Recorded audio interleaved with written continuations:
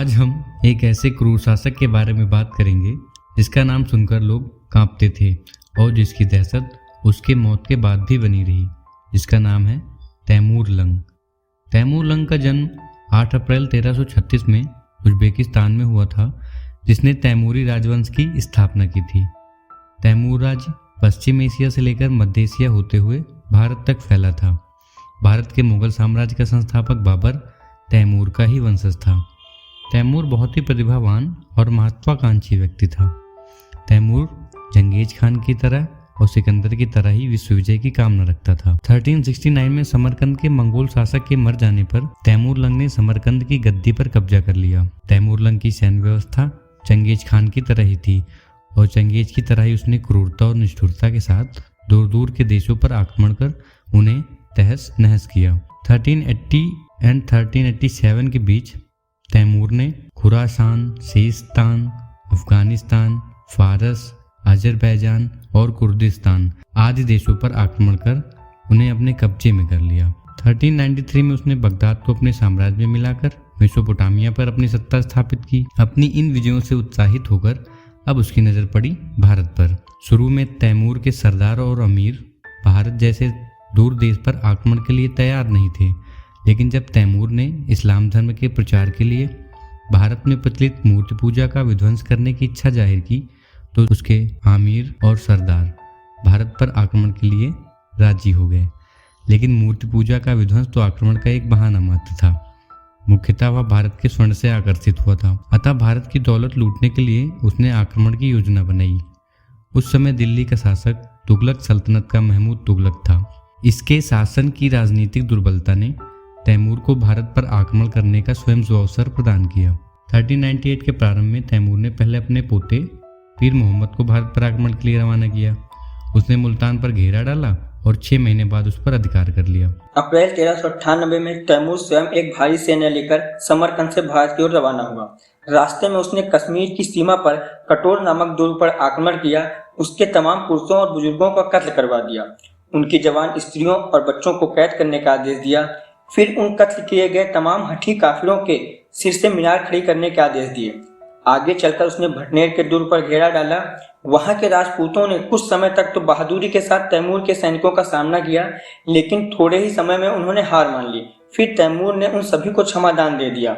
लेकिन आगे क्या होता है, राजपूतों के असावधान होते ही तैमूर ने उन पर फिर से आक्रमण कर दिया। तैमूर अपनी जीवनी में लिखता है कि थोड़े ही समय में दुर्ग के तमाम लोग तलवार के घाट उतार दिए गए।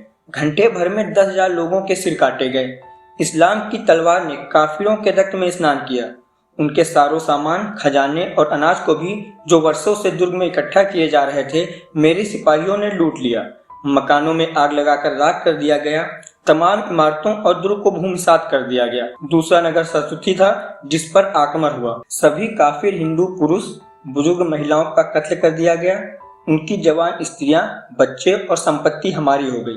तैमूर ने जब जाटों के प्रदेश में प्रवेश किया, उसने अपनी सेना को आदेश दिया कि जो भी मिल जाए उसका कत्ल कर दिया जाए। फिर सेना के सामने जो भी ग्राम या नगर आया उसे बहुत लूटा गया। पुरुषों और बुजुर्ग महिलाओं का कत्ल कर दिया गया।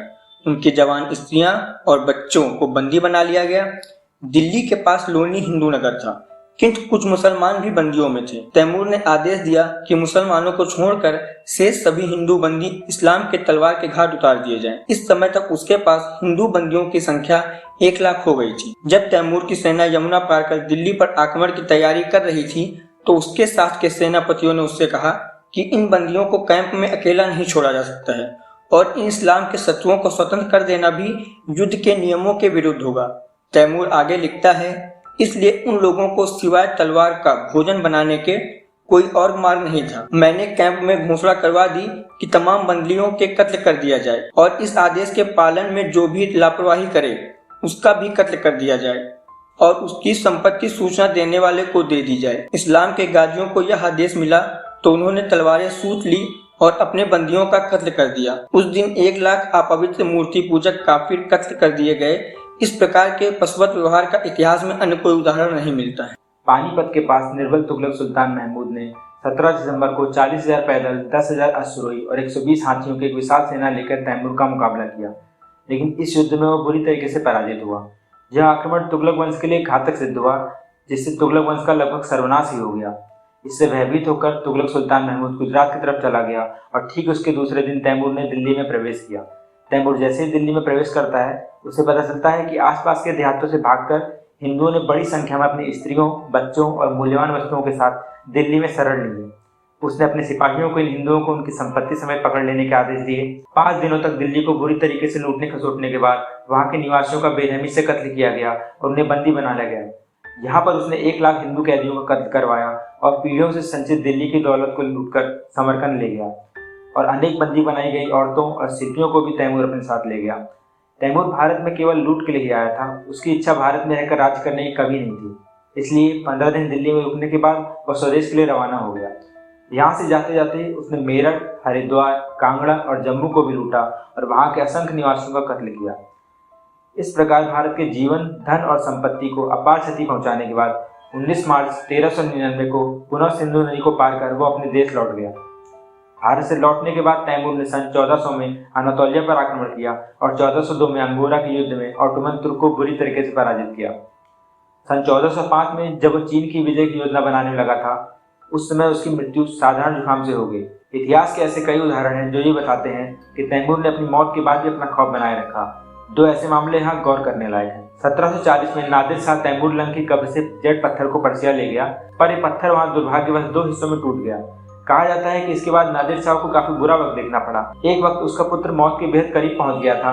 धार्मिक सलाहकारों के कहने पर उसने वो पत्थर वापस तैमूर की कब्र पहुंचा दिया और उसके हालात सुधर गए। 1941 में रूस के जोसेफ स्टालिन के आदेश पर सोवियत मानवविज्ञानी मिखाइल गेरिस्मोव ने कब्र को खोला और वहां तैमूर की कब्र पर गेरिस्मोव को 2 चेतावनी लिखी मिली थी। पहली, जब मैं अपनी मौत के बाद दोबारा उठ खड़ा होऊंगा तो पूरी दुनिया कांप उठेगी। और दूसरी थी, जो भी मेरी कब्र को खोलेगा वो शत्रु से बुरी तरह से हारेगा। वो शत्रु मुझसे भी ज़्यादा भयानक होगा। कब्र खोदे जाने के अगले ही दिन 22 जून 1941 को हिटलर ने सोवियत संघ पर हमला कर दिया। यह हमला बिना किसी औपचारिक ऐलान के हुआ। हिटलर ने इसे ऑपरेशन बारबरोसा का नाम दिया। जर्मनी के कई हमलों के बाद स्टालिन ने तैमूर की अस्थियों को फिर से पूरी इस्लामिक रीति रिवाजों के साथ उसी कब्र में दफन करने का आदेश दिया। फिर दफनाए जाने के कुछ समय बाद जर्मन सेनाओं ने आत्मसमर्पण कर दिया और रूसियों ने स्टालिनग्राद की लड़ाई जीत ली। ये लड़ाई इतिहास की सबसे खूनी लड़ाइयों में से एक कही जाती है।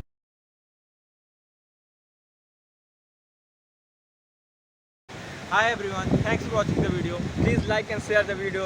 हमारे चैनल को सब्सक्राइब करें और वीडियो पे कमेंट करना बिल्कुल भी ना भूलें। Thank you.